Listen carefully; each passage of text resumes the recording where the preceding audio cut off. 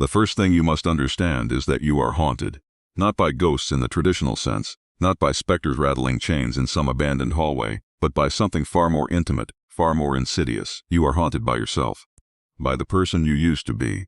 And right now, as you sit here, as your eyes move across this screen, some part of you, some quiet, grieving part of you, is still trying to resurrect a version of yourself that has already died. Let that sink in for a moment. Because here is the paradox that will define the next 30 minutes of your life. We spend our nights mourning people we no longer are, replaying old identities like worn photographs, and yet we spend almost no time, no energy, no devotion, falling in love with the person we are still becoming. We grieve the familiar, we ignore the miraculous. And somewhere in that imbalance, in that psychic asymmetry, lies the reason so many of you feel stuck, feel foggy, feel like you are living in a waiting room instead of a life. You are currently living in what I call the psychic gap, a liminal space between who you were and who you are arriving to be. And most people don't even know they're standing in it. They think the discomfort they feel is anxiety about the future. It isn't. It's grief for the past disguised as fear of the unknown. So let's begin there. Let's begin in the dark, comfortable room of your own ghost. Think for a moment about an old photograph of yourself, maybe 5 years old, maybe 10. Feel the temperature of that memory. Notice how easily your mind slips into it, how the edges of that old identity feel soft, worn smooth like a stone you've held 1,000 times. There is a comfort there, isn't there? A strange magnetic comfort. Even if that version of you was in pain. Even if that version of you was smaller, more afraid, more confused than who you are now. This is the first secret Jung understood better than almost anyone who came before him. The psyche does not crave happiness, it craves familiarity. Your unconscious mind will choose a known suffering over an unknown joy nearly every single time. Because the known suffering, however heavy, has an architecture. It has walls you've memorized in the dark. The unknown joy, the future self, has no walls at all. It is open space. An open space to a nervous system wired for survival doesn't feel like freedom. It feels like falling. This is why you keep circling back to old identities, the relationship that ended, the career you outgrew, the person you were before the diagnosis, before the divorce, before the year that broke something open in you. You visit these old versions of yourself the way one visits a grave, quietly, reverently, almost lovingly. And here is the uncomfortable truth I need you to sit with. That grief, that mourning, it is not really about missing who you were. It is about avoiding who you are still becoming, because becoming requires death. And death, even symbolic death, even the death of an old identity that no longer serves you, is terrifying to a mind built for continuity. Let me ask you something, and I want you to actually answer this, not just let the question pass through you like background noise. When was the last time you spoke to yourself the way you'd speak to someone you were falling in love with? When was the last time you looked at your own potential, your unfinished, unformed, still emerging self, with tenderness instead of impatience? If you're struggling to answer, you're not alone.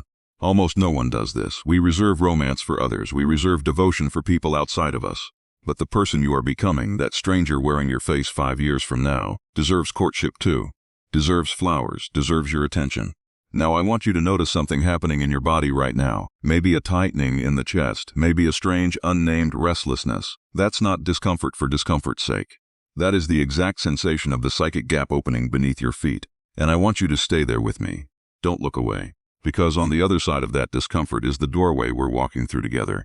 Let's talk about the mechanism, the actual neurology of why you cling to expired identities. Your brain is a prediction machine. Its primary function is not happiness, not fulfillment, not even truth. Its primary function is accurate prediction of what comes next, because accurate prediction once meant survival. And the fastest way to predict what comes next is to reference what has already happened.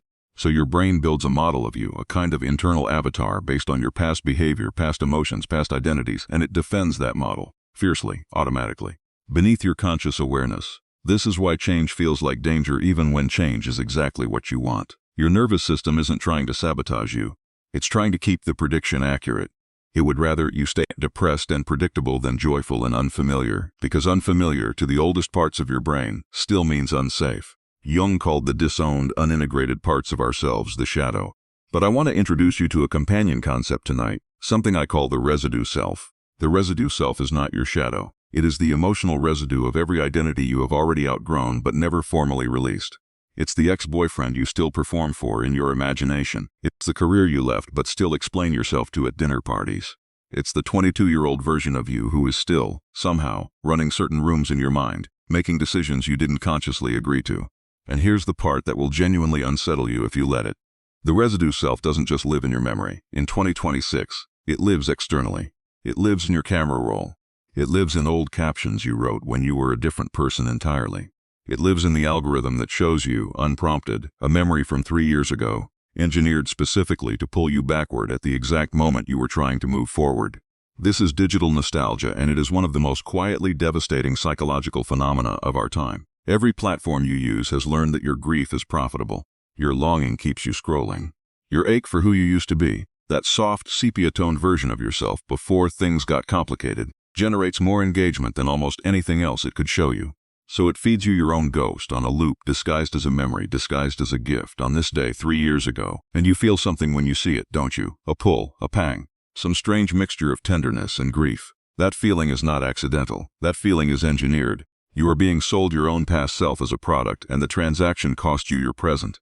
I want you to imagine just for a moment your consciousness as a house with many rooms. Some rooms are lit, active, alive. This is where your current self resides. But other rooms, the ones holding your past identities, are not empty. They are not dark and abandoned like you assume. They are furnished, lived in, and every time an old photo resurfaces, every time an algorithm whispers remember, when you are being pulled by the hand back into one of those rooms.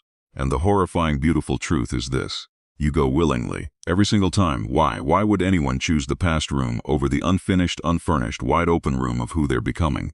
Because the unfinished room has no name yet, no history, no evidence that you can survive living there. Sit with that for a second. Really sit with it. Because I am not asking you to blame yourself for this. I am asking you to see it clearly, the way you'd finally see a pattern in wallpaper you've stared at for years without noticing. You have been trained, biologically and digitally, to romance your history instead of your horizon. And the version of you that hasn't arrived yet, the one without a name, without a photograph, without a single memory attached to her or him, is standing in the doorway of that unfinished room right now.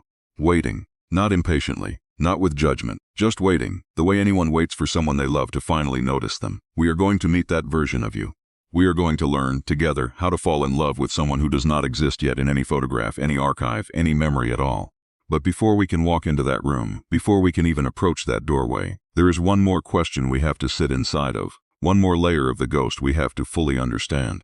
And that question is this. If mourning your past self is a habit your mind performs automatically, outside your awareness, without your permission, then whose voice exactly has been running the eulogy? Whose voice exactly has been running the eulogy? Sit with that question the way you'd sit with a stranger who just told you something you weren't ready to hear.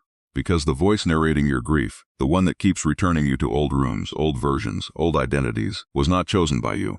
It was inherited, assembled, piece by piece, from every person who ever told you who you were before you had the language to disagree.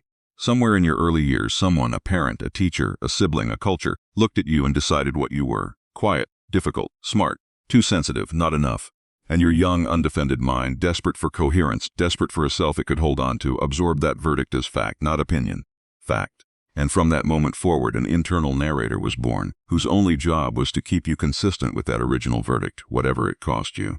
This is what Jung meant when he spoke of complexes, autonomous fragments of psyche that operate with their own agenda, often in direct opposition to your conscious will. You think you want to change. You think you want to become the version of yourself who is calm, who is confident, who finally builds the life you've been sketching in the margins of your notebooks for years. But somewhere beneath that wanting, a much older voice is whispering, quietly, persistently, that's not who we are. And that voice will sabotage your growth with a loyalty that would almost be beautiful if it weren't so devastating. I want you to notice right now, if you can hear that voice. Not the words exactly, but the tone of it, the temperature. Is it critical? Is it tired? Is it kind in a way that still somehow keeps you small? Because that voice, whatever it sounds like, has been mistaken by you, for years, decades even, as the truth of who you are. It is not the truth, it is simply the oldest recording in the archive. And an old recording, no matter how many times it plays, does not become more true with repetition. It only becomes more familiar. And you have confused those two things, familiarity and truth, for your entire life. Almost everyone has. Here is where we begin to turn. Here is where the room changes temperature. And I need you to feel it happening as you read these words, because this is not just information I am giving you. This is an invitation your unconscious mind is already accepting, even if your conscious mind is still catching up. You do not have to keep narrating your life in the voice of who decided you were at 7 years old, or 17, or 25. Standing in a moment of heartbreak you swore would define you forever. You are allowed to fire that narrator, gently, without violence, the way you'd thank an old employee for their service before letting them finally, mercifully retire. And once you do that, once you create even a sliver of distance between yourself and that old narrating voice, something remarkable becomes possible. You can begin to hear a second voice underneath it, newer, barely audible at first, like a signal from very far away, or perhaps more accurately, a signal from very far ahead. This is the voice of the self who hasn't arrived yet. And I promise you, if you have felt restless lately, if you have felt a pull towards something you can't quite name, a hunger with no object, that restlessness is not dysfunction. It is that future voice trying to reach you. Let's meet her, let's meet him, let's finally walk through that doorway. Close your eyes for just a moment after I say this, or if you're driving, simply soften your gaze and let the words move through you instead of past you. I want you to imagine a version of yourself standing at a distance, maybe 5 years from now, maybe 10. It doesn't matter exactly when, because time, in the unconscious, is far less linear than your calendar would have you believe. This version of you is not perfect. Let go of that fantasy immediately, because perfection is a trap the ego uses to make the future feel impossible and therefore safe to ignore. This version of you is simply integrated, whole in a way you are not yet whole, carrying the same wounds you carry now but metabolized, digested, no longer running the show from the shadows. Notice how they stand. Notice the quality of their stillness. There is no performance in it, no urgency to prove anything to anyone. Notice their eyes and understand that what you are sensing there is not arrogance. It is simply the absence of the specific fear that currently lives in you, the fear that you are somehow behind, somehow late, somehow fundamentally insufficient for the life you actually want. Now here is the part that separates this exercise from empty self-help fantasy, the part rooted in something far older and far more precise.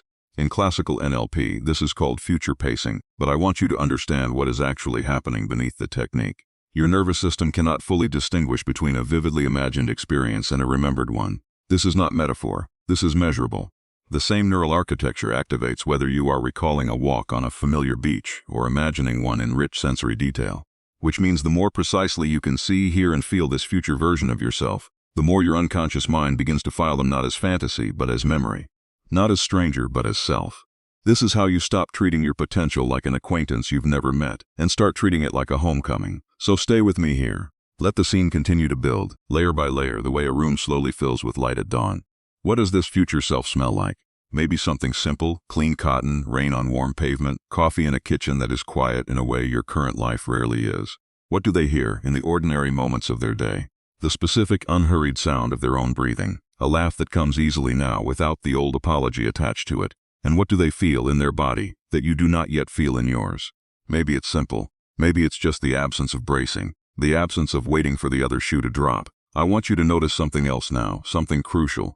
This future self is not looking at you with judgment for how long it's taking you to arrive. There is no impatience in their gaze. There is only a kind of fierce, quiet tenderness, the exact tenderness of someone who has already walked through the fire you are currently standing at the edge of, and who knows, without a shadow of doubt, that you will make it through too.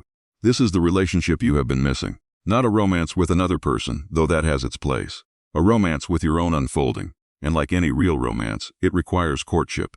It requires you to stop treating your future self as an abstract goal, a finish line, a someday, and start treating them as someone you are actively, daily falling for. Because here is the deepest secret hidden inside this entire hour we've spent together.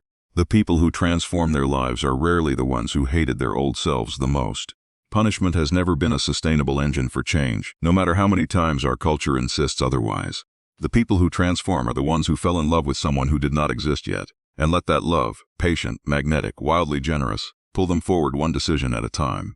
So tonight, when the algorithm shows you a memory from 3 years ago, engineered to pull you backward, I want you to feel it, honor it even, let it have its brief moment of tenderness, and then I want you to consciously, deliberately, turn your gaze forward, toward the unfurnished room, toward the stranger in the doorway who is not a stranger at all, toward the person who has been waiting for you this entire time, not with impatience, but with the kind of love that only exists on the other side of finally letting your ghosts rest.